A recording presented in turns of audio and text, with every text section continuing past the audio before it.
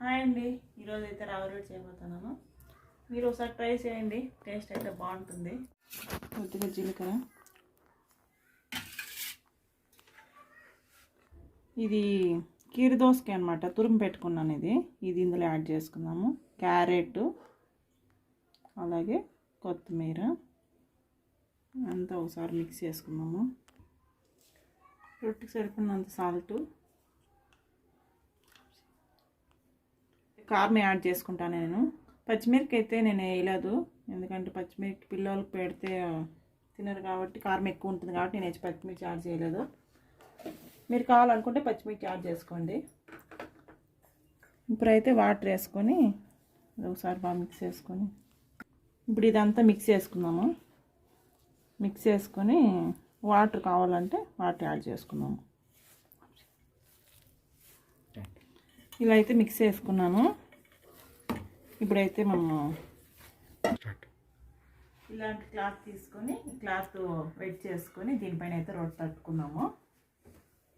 వేసుకొని ఇలా పెట్టుకొని కొద్దిగా వాటర్ అని ఇది ఉంది కదా, పిండి మిక్స్ చేసినాం కదా రాగి పిండి, ఇది రాగి రొట్టి ఇప్పుడు తట్టుకున్నాం అన్నమాట. ఇది బాగా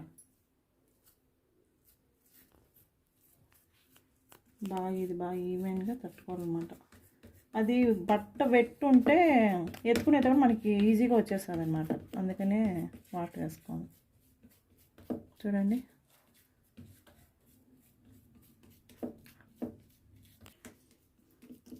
ఇదైతే ఇలా తట్టుకున్నాం కదా. ఇప్పుడు పాన్ పైన వేసుకొని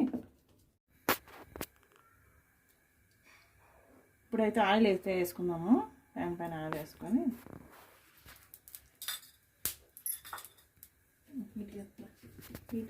ఇప్పుడు ఇదైతే ఎత్తుకొని చూడండి ఎంత ఈజీగా వస్తుందో. ఇది ప్యాన్ పైన వేసుకున్నాం.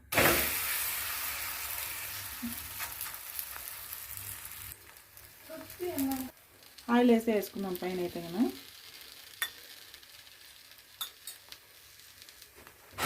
ఉడికించుకున్నాము, ఇటు సైడ్ తిప్పుకున్నాము.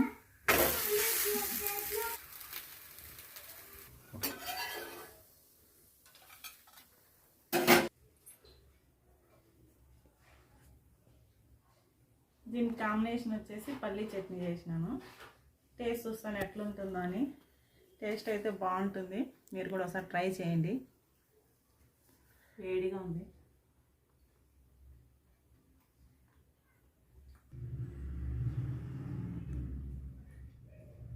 టేస్ట్ బాగుంది. ఐ హోప్ మీకైతే ఈ రెసిపీ నచ్చినట్లయితే లైక్ కొట్టండి, ప్లీజ్ సబ్స్క్రైబ్ చేసుకోండి.